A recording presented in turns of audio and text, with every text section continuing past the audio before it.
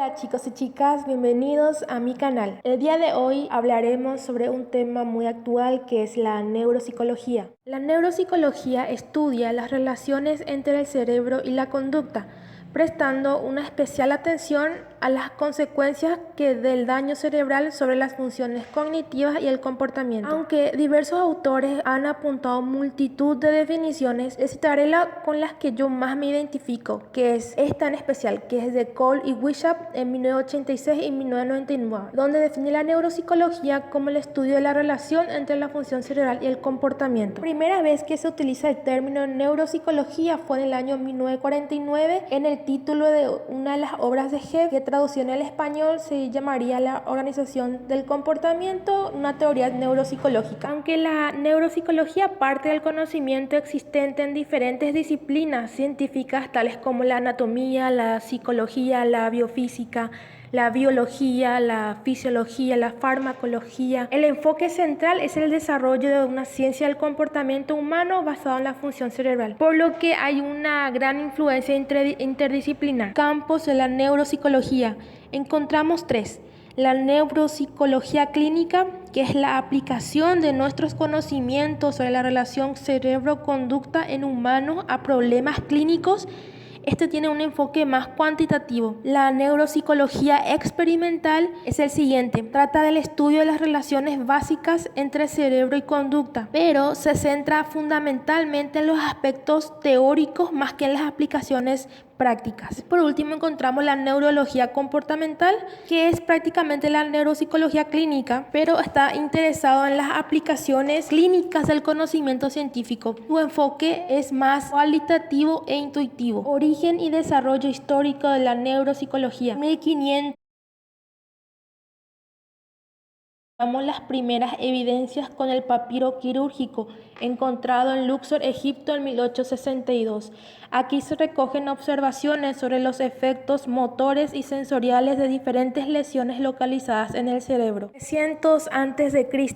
Se sabe que en ese lapso de tiempo se practicaban trepanaciones o perforaciones, ¿verdad? En Perú, habiéndose descubierto cráneos prehistóricos en Europa, África, América del Sur, América del Norte y en numerosas islas del Pacífico Sur. En la Grecia antigua e Imperio Romano, entre los años 330 a.C.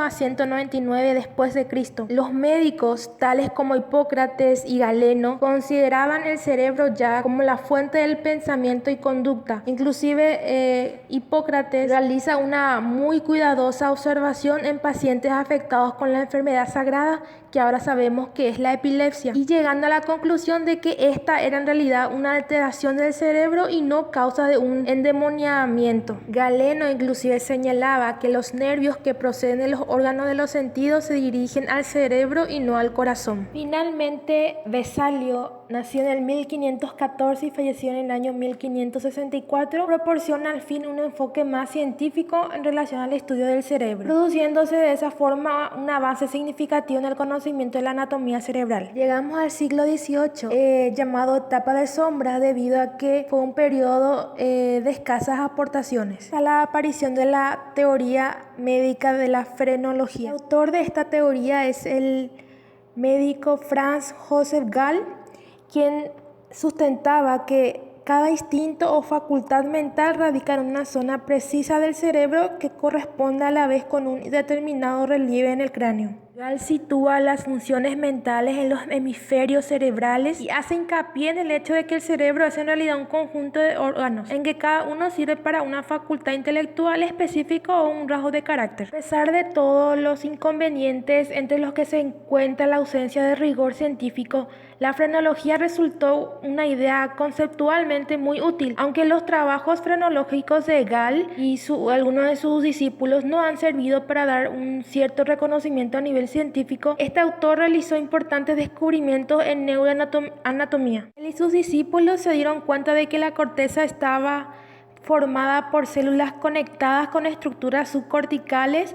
Describieron el cruzamiento de las pirámides, la sustancia blanca y gris de la médula espinal y las conexiones que existen entre los hemisferios cerebrales. Localización de la función, primeros trabajos científicos. Localización del lenguaje. Bueno, aquí gran parte de la investigación dirigida a averiguar cómo el cerebro controla la conducta se ha centrado en la localización de la función. Es una noción que expresa que determinados comportamientos son controlados por determinadas áreas cerebrales. A partir de la descripción de Broca entre los años 1824 y 1880, en 1861, la afasia provocada por lesiones frontales, se establecieron dos puntos bastante sencillos pero realmente importantes para la teoría localizacionista. Uno es que un comportamiento viene controlado por un área específica del cerebro, y dos, al destruir el área se destruye selectivamente el comportamiento. Posteriormente, Karl Wernicke, un neurólogo, nació en el 1848 y falleció en 1904, manteniendo la idea de localizacionista de Broca, presentó casos de pacientes con lesiones en la parte posterior del lóbulo temporal izquierdo, cuyas alteraciones se centraban en la comprensión del lenguaje. De sus observaciones clínicas llegó a las siguientes conclusiones: que 1. Existe más de un área del lenguaje, sugiriendo que los comportamientos tales como el lenguaje están programados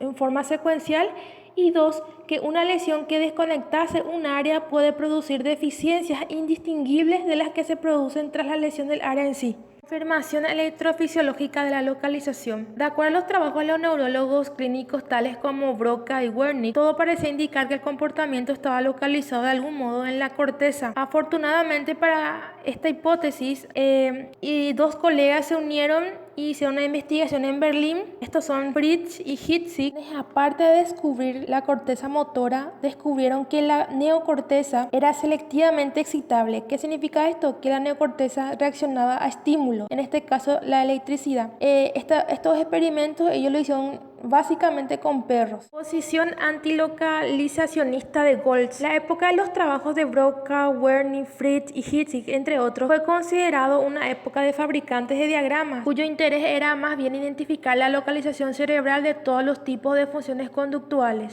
Por lo que en 1892 llegó Goltz y sus experimentos, donde este señor empleó técnicas de ablación o extirpación, ¿verdad?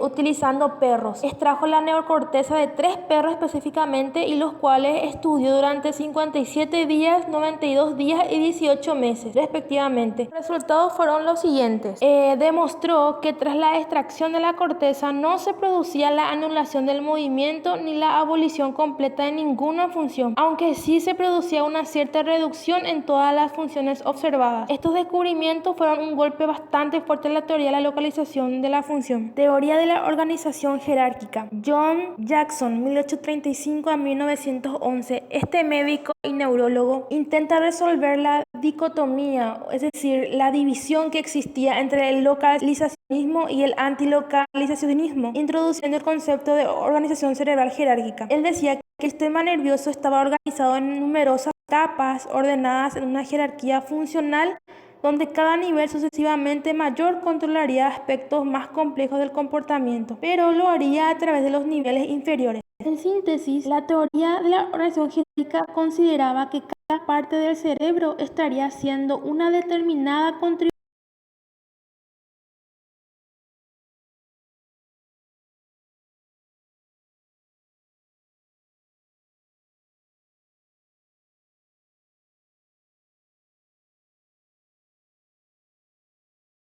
los mecanismos subyacentes a los procesos mentales y al comportamiento son más complejos y amplios que los que podrían subyacer a las teorías localizacionistas. Contribución de Santiago Ramón y Cajal, 1852 a 1934. Este médico neurólogo, de todo un poco era el tipo, se lo describe como el padre de la neurobiología moderna. Gracias al perfeccionamiento del sistema de tinción de Golgi, Ramón y Cajal pudo explicar con precisión la doctrina de la neurona. Es así como se llama uno de sus libros, uno de sus muchos libros que él realizó, donde él exponía y explicaba la estructura de la célula y la sinapsis. Principios de la neuropsicología actual. En los últimos 50 años, como consecuencia de la progresiva convergencia, unión, puntos de vista que hay entre la neurociencia y la psicología, se ha producido un aumento en calidad y cantidad del conocimiento neuropsicológico. Esta convergencia, esta unión, ha posibilitado que los métodos especiales propios de cada disciplina se hayan adaptado al contexto neuropsicológico, así como que surjan nuevas concepciones y formulaciones que permiten su progreso. De entre la gran cantidad de conceptos que han ido elaborándose en forma progresiva, podemos señalar 4 que son fundamentales y que nos proporcionan una base para la conceptualización de nuestra disciplina. Estos conceptos son síndrome, sistema funcional, síndrome de desconexión y disociación doble de la función.